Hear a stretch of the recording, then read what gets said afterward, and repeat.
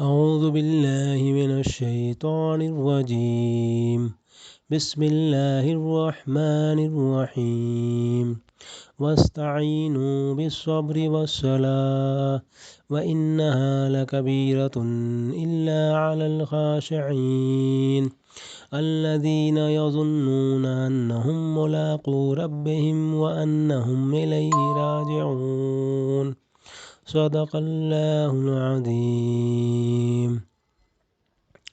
اور صبر اور نماز سے مدد حاصل کرو، بے شک یہ بہت مشکل شے ہے، یہ بہت بھاری شے ہے، مگر ان لوگوں کے لیے نہیں جو اللہ کے فرما بردار بندے ہیں اور جو یہ سمجھتے ہیں کہ آخر کار انہیں اپنے رب سے ملنا اور اسی کی طرف پلٹ جانا ہے۔ میرے عزیز ساتھیوں، السلام علیکم ورحمۃ اللہ وبرکاتہ۔ دوستو، یہ سورہ بقرہ کی 5ویں رکوع کی 45ویں اور 46ویں آیت ہے۔ جیسا کہ آپ سب لوگ جانتے ہیں کہ اللہ تعالیٰ بنی اسرائیل سے خطاب فرما رہے ہیں اور ان کی ساری کارگزاریاں بتا رہے ہیں۔ جیسے کہ دوستو اس سے پچھلے والی آیت میں اللہ تعالیٰ نے فرمایا تھا کہ تم لوگ حق کو باطل سے اور باطل کو حق سے گٹمٹ کر دیتے ہو، اور تم لوگ دوسروں کو نیکی کی اور بھلائی کی حکم دیتے ہو لیکن اپنے آپ کو بھول جاتے ہو، اور حالانکہ تم توریت کی تلاوت بھی کرتے ہو، توریت بھی پڑھتے ہو۔ پھر اللہ تعالیٰ آگے فرما رہے ہیں کہ صبر اور نماز سے کام لو، بے شک یہ بہت بھاری شے ہے، لیکن ان لوگوں کے لیے کچھ بھی بھاری نہیں ہے جو اللہ کے سامنے جھکنے والے ہیں، جو اللہ کے فرما بردار ہیں، اور جن کے دل میں یہ بات ہے، جو یہ جانتے ہیں کہ بے شک وہ اب ایک دن اپنے رب سے ملنے والے ہیں۔ دوستو، یعنی اگر تمہیں نیکی کے راستے پر چلنے میں دشواری محسوس ہوتی ہے تو اس دشواری کا علاج صبر اور نماز ہے۔ ان دو چیزوں سے تمہیں وہ طاقت ملے گی جس سے یہ راہ آسان ہو جائے گی۔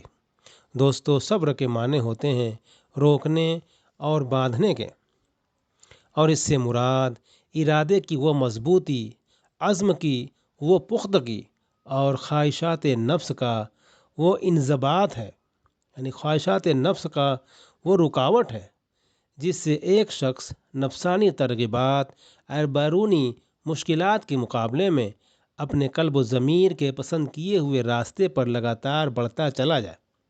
ارشاد الہی کا منشا و مقصد یہ ہے کہ اس اخلاقی صفت کو اپنے اندر پرورش کرو اور اس کو باہر سے طاقت پہنچانے کے لیے نماز کی پابندی کرو۔ اس کے بعد دوستو، جو لوگ اللہ تعالیٰ فرماتے ہیں جو اللہ کے فرما بردار ہیں، جو اللہ کے سامنے جھکنے والے ہیں، ان کے لیے یہ کچھ بھی مشکل کام نہیں ہے، کیونکہ ان کا عقیدہ جو ہے پختہ ہوتا ہے۔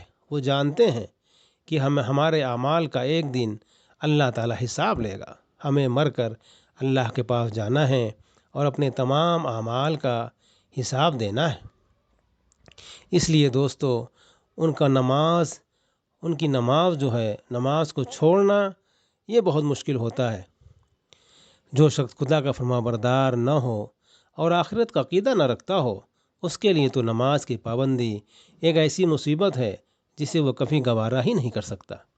مگر جو برضا و رغبت خدا کے آگے سر اطاعت خم کر چکا ہو اور جسے یہ خیال ہو کہ کبھی مر کر اپنے خدا کے سامنے جانا ہے، خدا کے سامنے بھی جانا ہے، اس کے لیے نماز ادا کرنا نہیں بلکہ نماز کو چھوڑنا مشکل ہے۔ صدق اللہ العظیم۔